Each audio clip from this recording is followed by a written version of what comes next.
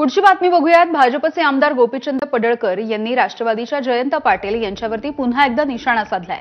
जयंत पाटील यांच्या नेतृत्वाखाली असणाऱ्या जतमधल्या राजारामबापू पाटील साखर कारखान्याचा धुराडा यंदा पेटू देणार नाही असा इशाराच गोपीचंद पडळकर यांनी दिलाय।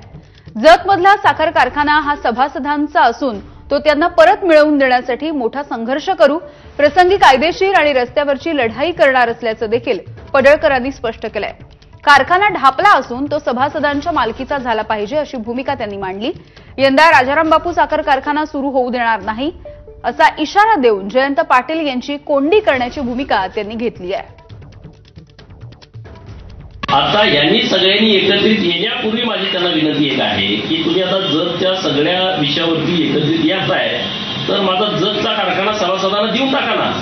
तुम्हाला जतची इतकी चिंता आहे, जतची इतकी काळजी आहे, नाहीतर मी तर धुराडं पेटवूच देणार नाही। मोठा संघर्ष करायची माझी तयारी आहे। आंदोलन कशाला करायला लागते? मी एकटा गेलो तिथं बाद झालं।